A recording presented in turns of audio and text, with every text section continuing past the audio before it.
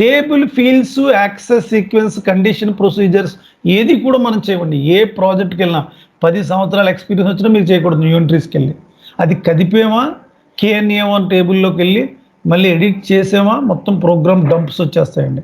ఏ విధంగా master datas create కావు, project అంతా ప్రాబ్లంలో పడిపోద్ది.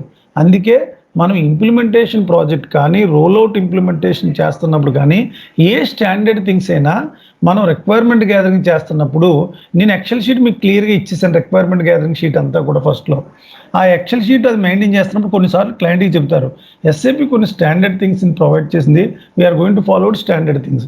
ఏంటి స్టాండర్డ్ థింగ్స్ అని క్లయింట్కి ఎక్స్ప్లెయిన్ చేయాల్సిన అవసరం లేదు. బికాస్ ఎస్పీఆర్ఓ క్లయింట్కి యాక్సెస్ ఉండదు కదా. Correct madam? ఎప్పటికీ కూడా ఎస్పీఆర్ఓ క్లయింట్ చూడలేడండి. యూజర్ ఎవరు కూడా చూడరు. యూజర్లు అందరికి ఒక సూపర్ యూజర్ ఉంటాడండి, అతనికి కొద్ది యాక్సెస్ ఉంటుంది అంతే తప్ప ఏ యూజర్స్కి ఎస్పీఆర్ఓ యాక్సెస్ ఉండదండి. అసలు ఏమి స్టాండర్డ్ ఉన్నాయో ఎవరికి తెలియదు. ఆ సీక్రెట్ వాళ్ళకి తెలిసిందంటే అసలు మనం రిక్వైరే కాదండి. ప్రాజెక్ట్స్లో సపోర్ట్ లేదంటే ప్రపంచంలో అసలు జాబ్ రిక్వైర్మెంటే ఉండదు. ఐటీ ఇదే కాదు, ఏ టెక్నాలజీ అయినా మెయింటెనెన్స్ సపోర్ట్ పర్ఫెక్ట్గా ఎగ్జిక్యూషన్ అవుతుంది ప్రాజెక్ట్. మీకు ఒక డౌట్ రావచ్చు, యూఐటీ చేస్తున్నాం వేరా ఎస్ఐటీ చేస్తున్నాం, పర్ఫెక్ట్గా గోలేవ్ చేస్తున్నప్పుడు ఇంక సపోర్ట్ ఇష్యూస్ ఎందుకు వస్తాయండి? యూజర్స్ మాస్టర్ డేటా చేస్తున్నప్పుడు ఎన్నో రాంగ్లీ ఎంటర్ చేస్తారు. అవి స్క్రీన్స్ ప్రాబ్లమ్స్ వస్తూ ఉంటాయి. అయ్యే స్క్రీన్ షాట్ తీసి మనం పంపుతారు. సపోర్ట్ 2 రకాలు, డైరెక్ట్ హెల్ప్ డెస్క్లో పెట్టడం, తర్వాత టికెట్ నెంబర్ కింద క్రియేట్ చేసి టికెట్ పెట్టడం, లేదా డైరెక్ట్ యూజర్ మెయిల్ చేస్తాడు. User level support. On site support అంటే మీరేమో ఫస్ట్ ఫ్లోర్లో ఉంటారు, యూజర్ సెకండ్ ఫ్లోర్లో ఉంటారు. ఏదైనా master data related problems direct call చేస్తాడు మీకు. డైరెక్ట్ యూజర్ ప్లేస్కి వెళ్ళి కూర్చుని కూడా మనం చెప్పొచ్చు ఇలా చేయొచ్చు అని. దానికి మెయిల్ కమ్యూనికేషన్ కూడా ఉండదు. అదే క్లయింట్ లెవెల్ సపోర్ట్ అంటే డైరెక్ట్ క్లయింట్ ప్లేస్లో కూర్చొని చేయడం. అదే మెయిల్ యూజర్ లెవెల్ సపోర్ట్ అంటే మెయిల్ చేస్తాడు యూజర్, ఇష్యూ చెక్ చేసుకుని సాల్వ్ చేస్తాం.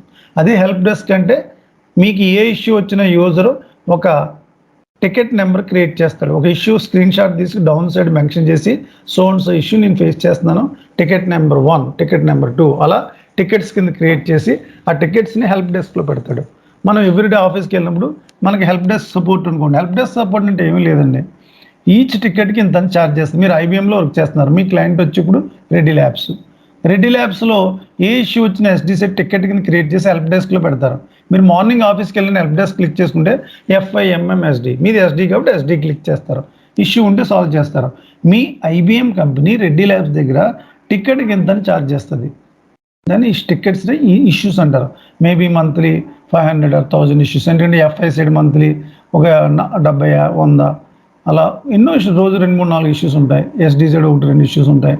అలా మేబీ మంత్లీ ఇన్ని ఇష్యూస్ 10 ఒక 5 to 6 మాడ్యూల్స్. యాప్ కూడా టికెట్స్ వస్తాయి. ఎందుకంటే ప్రోగ్రాంలో ప్రాబ్లమ్స్ వస్తే టికెట్ అంటారు దాన్ని. ఇంత ఛార్జ్ చేస్తారు. నార్మల్గా US మార్కెట్లో అయితే $150 పర్ టికెట్ ఉంటుందండి. Client depends on volume of the size of the business బట్టి ఉంటుందండి. అది ఇండియాలో అయితే మరి సాధారణంగా ఉంటుంది సమ్ అమౌంట్. $150 అంటే అప్రాక్సిమేట్లీ 10,000. ఇండియాలో అయితే 4,000, 3,000 ఛార్జ్ చేస్తారు. సాధారణంగా ఇండియన్ ప్రాజెక్ట్కి ఇంత ఉంటుంది. అదేంటి టికెట్ బేస్ అండి. అదే మీ సపోర్ట్ ప్రాజెక్ట్లో కూడా ఇండియాలో వర్క్ చేస్తూ ఉంటారు కదా.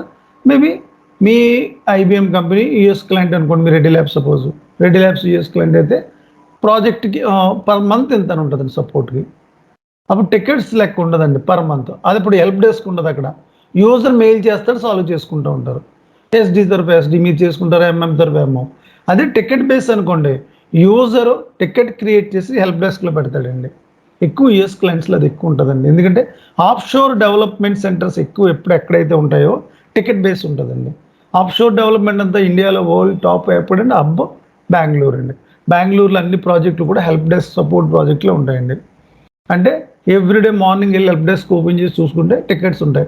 టికెట్స్ సాల్వ్ చేస్తాయి. టికెట్స్ బేస్ క్లయింట్ దగ్గర ఛార్జ్ చేస్తుంది.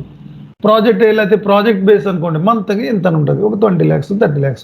ఆ సపోర్ట్ కన్సల్టెంట్లు 5, 6 పని చేస్తారు. 1 lakh, 110, 120 అలా ఉంటాయి శాలరీస్. ప్రాజెక్ట్ మేనేజర్ 3 lakhs ఉంటాయి. అన్నీ తీసేగా కంపెనీకి 50% ప్రాఫిట్ ఉంటుంది. అలా సపోర్ట్ నేచర్ బిజినెస్ అంతా రన్ అవుతూ ఉంటుంది.